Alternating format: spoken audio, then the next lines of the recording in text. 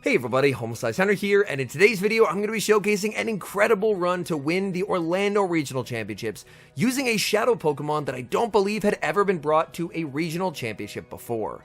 The Shadow Pokemon in question is Shadow PIDGEOT, and the trainer who ran it is Dunebug97. This win marks Dunebug's third Regional Championship win since the competitive season began in September. Adding that with a second place finish at the European International Championships, it's hard to argue that anyone in the world is battling at the level of Dunebug at the moment. Let's take a look at his team. He's running 4 Shadow Pokemon on his team: Shadow Whiscash, Shadow Pidgeot, Shadow Alolan Sandslash, and Shadow Gligar, and he's rounding it out with Lickitung and Annihilate. And in this first round, we have the winners finals of Group A from day number 1, and his opponent is a trainer with the nickname of Stud Muffins. For the movesets, he has the Night Slash and Shadow Ball on Annihilate, the Shadow Claw on Alolan Sandslash, and the Shadow Pidgeot is not running Feather Dance. It is running Aerial Ace and Brave Bird. For the opponent, Stud Muffins, running very standard movesets across the board with Night Slash, Shadow Ball on the Annihilate, and Spark on the Lantern. The battlers have locked in their teams of 3 for game number 1. On the lead for Dunebug is Shadow Whiscash into the Skarmory for Stud Muffins. Dunebug choosing to keep the Shadow Pidgeot on the bench for game number 1. Shadow Pidgeot definitely would not be a fan of the Skarmory that's on the lead or a potential Lantern. Stud Muffins choosing to keep the Lantern on the bench as well. The threat of a Brave Bird grabs a shield, but the Shadow Scald gets the shield right back, but does not get the debuff. Dune gonna try for another debuff. This Scald is survivable, so we do see the no shield, and again, no debuff. This is a full power Brave Bird. It will command the final shield from Dunebug. We see the save switch into the Lickitung. Dune can stay in here and fire off the Scald. Scald will deal some very nice chip damage. Again, fishing for that debuff, gets the debuff, and he's gonna farm up till the Lickitung makes the power whip, and he switches into his own. Stud Muffins is debuffed here, so now he's stuck throwing debuffed body slams. The energy that he has is now going to be extremely inefficient, whereas Dunebug, even though the switch clocks are misaligned, is able to really make Stud Muffins' energy extremely inefficient in this particular matchup. Stud Muffins is going to fire off another body slam. Again, Dunebug completely unfazed by the lack of damage. He's going to farm up just shy of 100 energy. Body slam will not be enough to knock out, however. He's going to exit with energy. The good news for Stud Muffins is he does still have the Skarmory. Skarmory is not in a range where Licks plus Body Slam will KO. So even though Dunebug can exit this matchup with a Slam, Stud Muffins will be able to absorb that energy on the Skarmory and then try and sweep with the Whiscash in the endgame. In comes the Skarmory. Skarmory will be hit with the Body Slam, and then you can just switch into the Whiscash. In comes the Whiscash. Whiscash can make the Mud Bomb before the Power Whip is reached, but he decides to try and go for a farm down here. The Power Whip does get shielded. Stud Muffins farming up, and he decides against the farm down. He goes for the Mud Bomb there. Bit of a misplay, as he could have potentially gone for the farm down and exited with close to 2 Scalds. He goes for the Scald, but Dunebug is running a high attack Shadow Gligar to win charge attack priority over the Whiscash. So he's able to land the Aerial Ace before a debuff gets applied. The Scald is going to connect. We see the switch into the Whiscash, and he's running high attack on the Shadow Whiscash as well. Able to win charge attack priority, picking up the knockout, and the energy on the Shadow Whiscash just too deadly as he's able to take game number 1. Game number 1 ends in a win, but unfortunately no Shadow Pidgeot brought, but here it is on the lead in game number 2, but that's not what he was hoping to see as he leads it into the Skarmory. The save switch into the Shadow Whiscash is going to be met with the Lickitung. This is a matchup that Shadow Whiscash does potentially have the ability to flip. Unfortunately for him, again, the Scald debuff luck not with him on this day, as once again the Scald is not going to be affecting the attack of that Lickitung. Going for Scald number 2, this will come very close to knocking out. We will see the shield from Stud Muffins. Again, he does not get debuffed, and this means a Body Slam will come very close to knocking out here. The double shield from Dunebug. He wants to get shields down, and then could potentially try and make a catch out of this matchup. Farming up with the Whiscash, and the perfect catch of the Body Slam onto his own Lickitung. Stud Muffins, he can't bring in the Whiscash. He's forced to send in the Skarmory, and by switching out and repositioning, Dunebug has now freed up the Shadow Pidgeot. Shadow Pidgeot will no longer have to deal with the Skarmory, and it can potentially inflict some damage in this endgame. Stud Muffins going for the Brave Bird. Lickitung, can it hang on? It does! The 1 HP survive. He is going to be able to make the Body Slam. Defense has been harshly debuffed, and that will deal some very nice damage. Stud Muffins going for the Brave Bird here into the Shadow Whiscash just to get rid of it, and Dunebug now has to try and sweep with Shadow Pidgeot. Shadow Pidgeot gets the farm down with Wing Attack, and now it has energy, and nothing really wants to take a Brave Bird on this team. In comes the Whiscash. Whiscash not quite in Brave Bird range, so Dunebug is going to fire off the Aerial Ace. Aerial Ace is going to connect. The Scald fired off by Stud Muffins. Is this going to be enough? It's a Shadow Pidgeot. It does not KO. The overfarm by Dune. An attempt at a catch into the Lickitung. Dune farming to 100 energy and going for the Aerial Ace. The Aerial Ace does not KO. He tries to get to the Body Slam, but he just cannot get there. The Brave Bird is reached by the Pidgeot. Goodbye, Whiscash. And that is a good game. And now we move to winners round 1 of day number 2, as we do see his accomplishments listed there on screen, and the team once again with the 4 shadows, and honestly the star of the show, Shadow Pidgeot. He's going against Frostfire, top 4 in Sacramento and top 8 at Orlando in 2023. And Frostfire is running a double flyer strategy with Shadow Gligar and Skarmory, Shadow Whiscash, Charjabug, Azumarill, and Lickitung. Game number 1 leading Shadow Pidgeot into Azumarill. Shadow Pidgeot does have the pacing advantage, making the Brave Bird before the Ice Beam. Frostfire is going to respect the damage. Dunebug tries for a catch onto the Lickitung, but great patience by Frostfire, holding on to that energy, and the Lickitung save switch is going to be answered with Skarmory. Skarmory does need multiple charge attacks to pick up the KO here, so going for the Sky Attack first is always going to make sense. Dunebug now going to start firing off these Body Slams, but the Body Slams are not going to be particularly impactful considering the Steel subtyping on the Skarmory. Dunebug committing the shield. Frostfire goes for the Brave Bird. That proves to be an incredibly important shield, as now Dune can farm up close to 100 energy, and due to the heavily dropped defense on the Skarmory, this will very easily KO. But now it's Lickitung versus Lickitung. We see an aggressive switch into the Pidgeot. Pidgeot not going to shield, as Pidgeot knows that a Body Slam is not what's going to KO. It's going to be an Ice Beam from the Azumarill. Pidgeot went for the Brave Bird. Azumarill lets it go. Massive damage. Azumarill going for the farm down, but the Pidgeot will not be denied. 1 HP and an Aerial Ace, knocking out the Azumarill that had 100 energy. In the end game, it's Shadow Whiscash versus the Lickitung, and in the one shield, the Whiscash should be able to get this low enough that all that energy on the Lickitung can take the win. No bait from Frostfire, and Dune gets the shield call correct. Shield in the Power Whip. This will guarantee that he'll be able to make it to a Scald, and a Scald should be able to put it into a range where the Lickitung should be able to knock it out. So just going to stay in here, and at the last second, go for the snipe with the Power Whip. Frostfire has so much energy that he does not get to use, and that's a Game 1 win for Dunebug. Teams are locked in for the next match, Shadow Whiscash into Azumarill. And we do see the Shadow Pidgeot again making an appearance. This time it's in the back, and switch advantage would be very nice for Dune, as he would love to have that Pidgeot aligned onto the Lickitung for Frostfire and not that Skarmory. We do see the shield, but it is the Ice Beam bait that does get shielded. Good read by Frostfire, anticipating the shield from Dune. Now going to fire off another Mud Bomb that will be no-shielded by Frostfire, continuing to massively overfarm. This Mud Bomb will not be enough to knock out. Frostfire, understanding that, is going to let that through. Frostfire goes for the play rough, but we do see the catch onto Lickitung. It all comes down to this. Does Frostfire send in the Skarmory? No, he sends in his own Lickitung, and this means the Pidgeot is going to have to deal with a Skarmory in the endgame.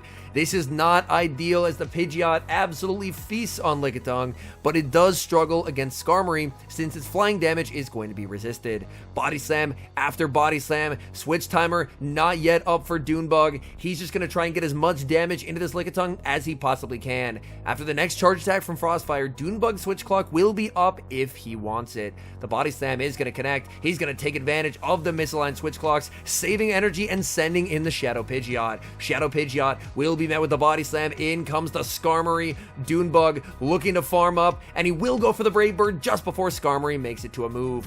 Brave Bird is resisted, but it does massive damage. The Pidgeot unable to make another Brave Bird, but making it to the Aerial Ace, and that will get the shield from Frostfire.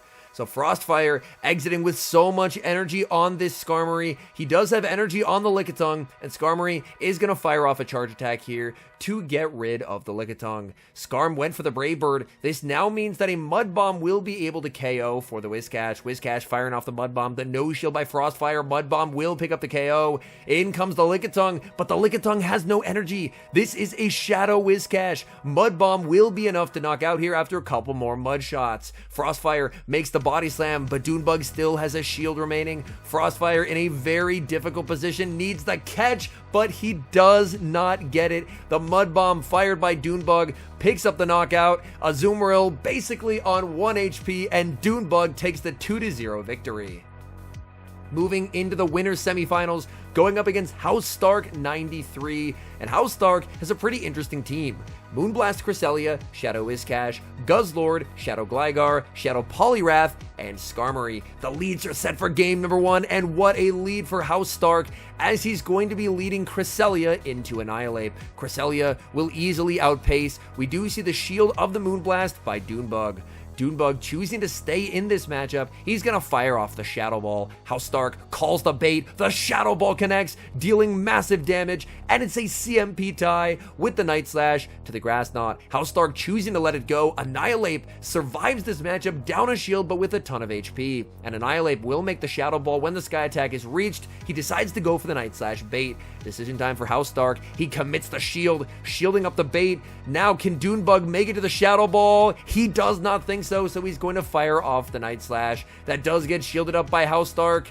As it turns out, Dune could have made the Shadow Ball. In comes the Shadow Alolan Sandslash, and it will be met with the Brave Bird. Oh, actually the Sky Attack instead. And now it's Shadow Whiscash met with a Shadow Pidgeot. Shadow Pidgeot not threatened whatsoever by Mudshot. Scald will do massive damage, but it will not be able to pick up a KO. The Mud Bomb is going to be no-shielded by Dune. He's saying that's double resisted. I can survive it, and he can. He's farming up just shy of 100 energy and going for the Brave Bird. Brave Bird into the Shadow Whiscash, picks up the KO, and leaves with the Aerial Ace as well. The Aerial Ace is going to get some damage onto the Skarmory.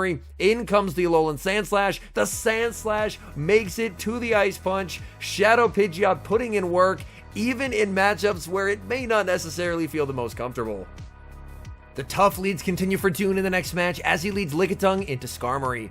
Although considering he has the Shadow Pidgeot in the back, you're honestly not too upset at seeing the Skarmory here, as this way hopefully the Shadow Pidgeot will be able to put in work in the endgame. The Sky Attack will be no-shielded.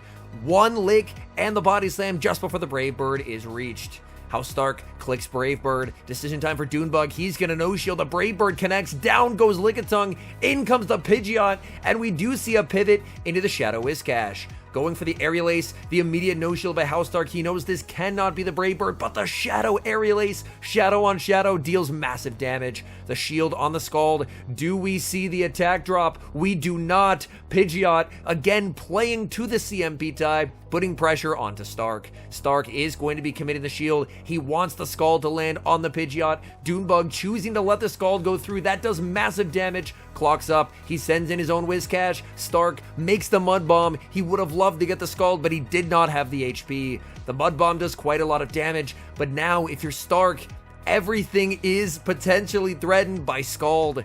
This is Shadow on Shadow. Scald will do massive damage. The immediate shield by House Stark. We do see the attack drop come through. He's going to fire off the Aerial Ace, and we do see the shield by Dunebug. House Stark really needs a catch, if at all possible. Tries for the catch. It's unsuccessful, and we see him there say GG, as Dunebug can build up to the back-to-back moves. Scald KOs, and we are going to see the Gligar get hit with the Scald as well. I don't think this quite KOs, but it will get it low enough to put it into range where Pidgeot wing attacks down and takes the series 2-0. And now we move to the winners finals, Dunebug versus J Mills. J Mills' team, Shadow Whiscash, Lickitung, Shadow Gligar, Skarmory, a Vigoroth, and a Charjabug. The leads are set for game number 1. Vigoroth for J Mills into the Shadow Whiscash for Dunebug. Vigoroth will win charge attack priority here. Vigoroth fires off the Body Slam as soon as it gets it. Dunebug will immediately respond with a Scald. Immediate no shield by J Mills. He knows that Vigoroth is able to win the zero shield here. The body slam is fired, and we are going to see the shield from Dunebug.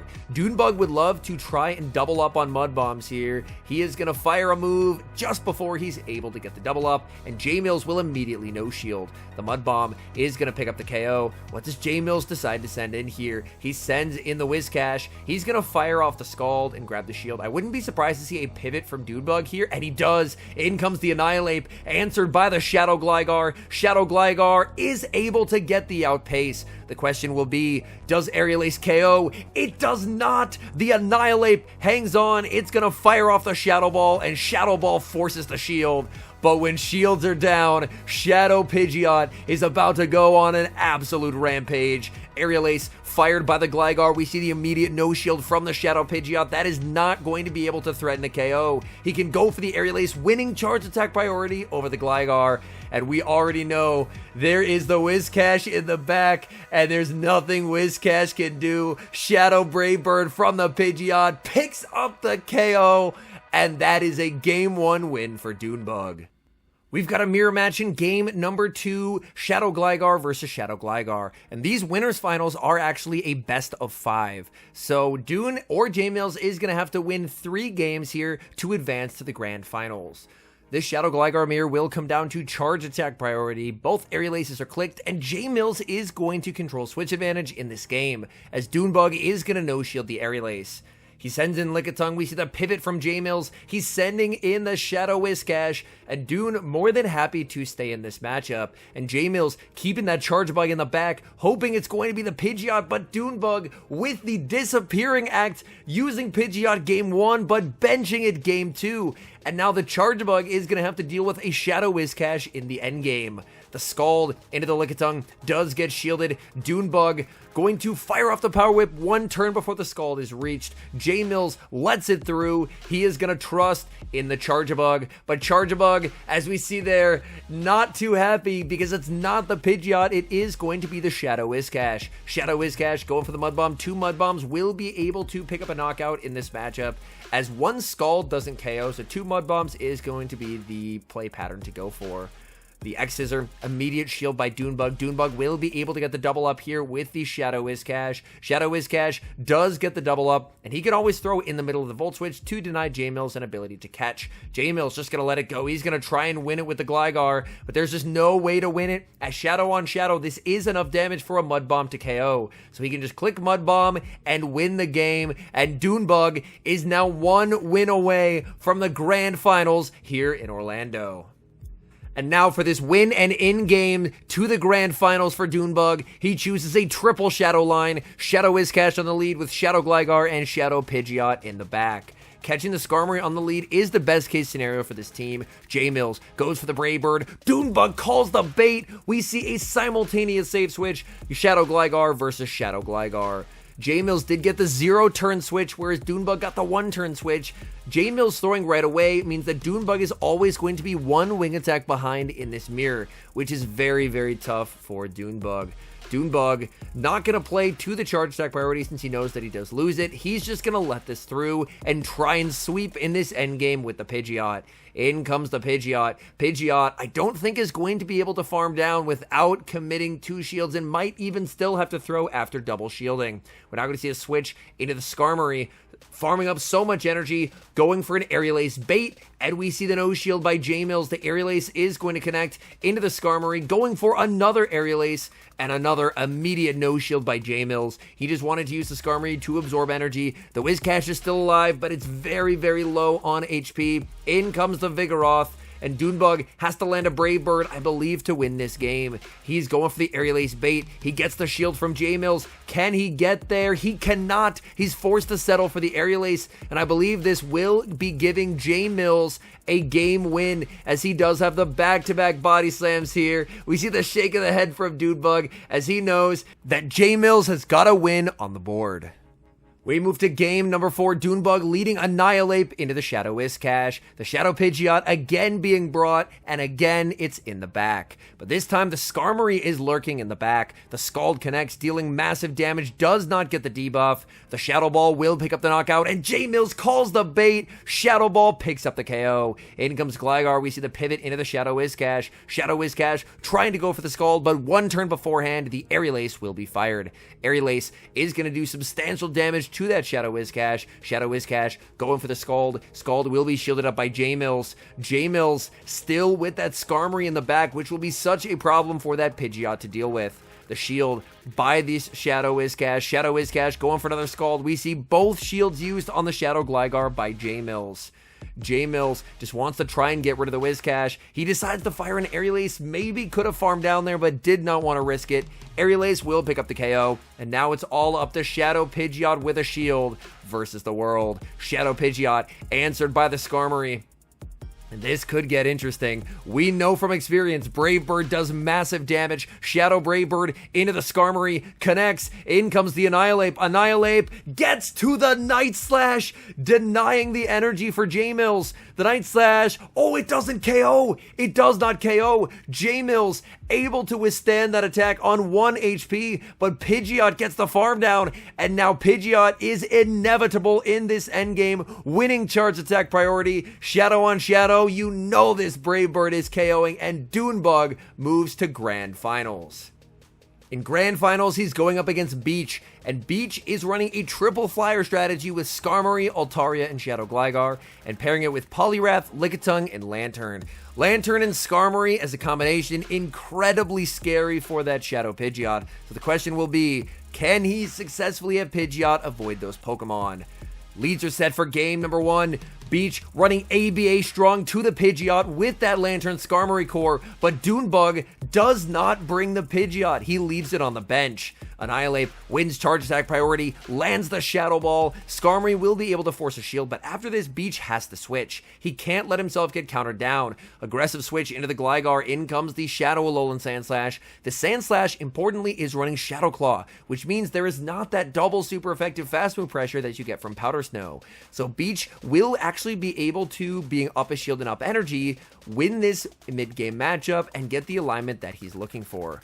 That Skarmory still being alive could potentially be needed because there is a Lickitung in the back, and getting rid of that Lickitung with the Lantern, especially when shields are down, can be a bit uncomfortable. The dig is going to connect. Gligar should be 6 off of a dig, so he should be able to make the dig when Lickitung makes the body slam. He should be able to get there, but he doesn't throw it. He goes for the Aerial Ace. Not committing to the dig there could potentially be an issue. He tries for a catch on a Skarmory. In comes the Annihilate. He does not get to the Sky Attack, and now this Annihilate is going to be a big problem for Beach. He just gave it a massive energy head start. Night Slash KOs the Gligar. In comes the Lantern. Lantern will not get the farm down before the Shadow Ball is reached, and this will nearly get it into the red health. The Shadow Ball connects. One more counter. It's into the red, leaving with all this energy, but it's not going to matter. The Lickitung is not in a range where one charge attack will KO. Beach knows he needs 2 Surfs, but he's not going to get there as the Body Slam is stored on that Lickitung, and the decision to go for the Aerial Ace instead of committing to the dig looms large. Game number 2, great lead for Dunebug as he leads the Lickitung into the Lantern. So the end game from last game basically ends up repeating with the leads in the next game. The safe switch into the Skarmory is going to be met with the Shadow Whiscash. The Scald is going to connect. We do see once again he is opting to bench the Pidgeot. The Brave Bird connects. That does massive damage. In the end game, he did bring the Altaria, and Dunebug has his own flyer in the Shadow Gligar. This Scald is going to be no-shielded by Beach. That is going to be able to pick up the knockout. He can send in the Altaria to get an energy head start here, as you can't really afford to spark down. Only a Mud Bomb is reached. This is double resisted. This is going to do hardly any damage to the Altaria. Altaria very, very bulky. In comes the Gligar. Gligar can typically win the 2-shield versus Altaria, as it is able to withstand the Dragon Breath damage enough to make it to 4 Aerial Aces, but instead he's going to bank energy, send in the Lickitung.